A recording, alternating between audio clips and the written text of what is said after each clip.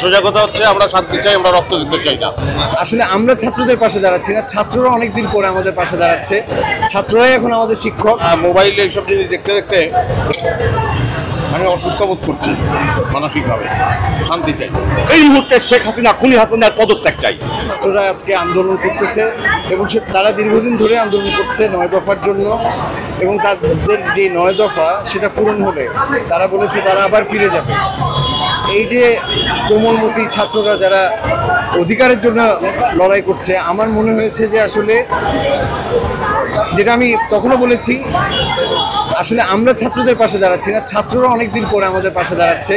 ছাত্ররাই এখন আমাদের শিক্ষক, ওরাই আমাদেরকে শেখাচ্ছে যে কিভাবে ন্যায়ের জন্যে, বৈষম্য কমাতে, একটা সামাজিক সম্মান নিয়ে এই সমাজে থাকা যায়, একটা মানবিক রাষ্ট্র করা যায়। সেই কারণে আসলে আমরা শুরু থেকেই ছাত্রদের পাশে আছি এবং প্রতিবাদ করে যাচ্ছি। আমরা জানি যে 71 সালে আমি নিজে আমার জন্মসূত্রে হিন্দু বলে বলতে পারি যে আমাদের মতো নাগরিককেই এই রাষ্ট্রে ওই লুঙ্গি খুলে দেখতো যে হিন্দু না মুসলিম। হ্যাঁ, আমাদের পূর্বপুরুষরাই এই অত্যাচারের শিকার হয়েছে, এবং সেক্ষেত্রে আমরা বলবো যে সেই একই কায়দায় পাকিস্তানি হানাদার বাহিনীর মতো বাংলাদেশের হানাদার বাহিনী বাংলাদেশের জনগণের উপর ঝাঁপিয়ে পড়েছে, এবং বাংলাদেশের হানাদার বাহিনী এবং বাংলাদেশের রাজাকাররা আমাদের মোবাইল ফোন চেক করছে। যারা নিহত হয়েছে তাদের জন্য হচ্ছে কি আমার একটা বড় করে স্যালুট, কারণ জীবন দিয়ে তারা যেই ত্যাগটা করে গেছেন, তাদের পরিবার, যারা মারা গেছে তাদের পরিবার, তাদের ত্যাগের সাথে আসলে আর কারো কোনো রকম ত্যাগের কোনো তুলনা হবে না।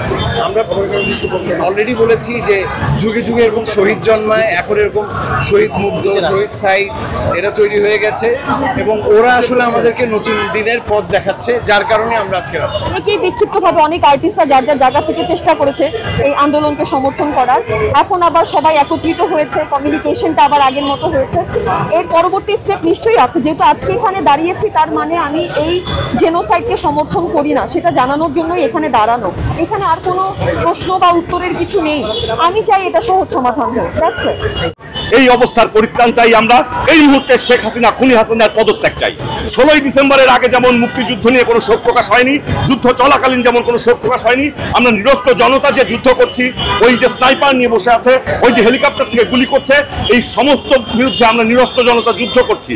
যুদ্ধ চলাকালীন সময়ে, নিরস্ত্র জনতার যুদ্ধ চলাকালীন সময়ে এই শোকের আবহে নিমজ্জিত করার কোনো কারণ নেই। দেশটা যদি আমরা 71-এর সেই চেতনায় আবার স্বাধীন করে তুলতে পারি এই ছাত্রদের নেতৃত্বে, তাহলে অবশ্যই আমরা ঘটা করে 50 বছর পর পর্যন্ত, 100 বছর পর পর্যন্ত, 200 বছর পর পর্যন্ত এই কথা মনে রাখবো, এবং এই শোক দিবস 200 বছর, 300 বছর, 500 বছর পরে পালন করব। এখন সেই শোক দিবস পালন আমরা করব না। আমি ইন্ডাস্ট্রি পিছিয়ে যাওয়ার আসলে কোনো ভয় দেখছি না, কোনো কিছু দেখছি না। যে কোনো কিছুর আগে সমাজ, যে কোনো কিছুর আগে রাষ্ট্র। সমাজ আর রাষ্ট্র যদি মানবিক হয়, সমাজ আর রাষ্ট্র যদি ঠিক হয়, তখন যতটা আমরা মনে হচ্ছে যে ব্যবসায়, ইন্ডাস্ট্রিতে, এন্টারটেনমেন্ট ইন্ডাস্ট্রিতে পিছিয়ে যাচ্ছি, তারও আরও 4 গুণ বেশি আগাতে পারবো।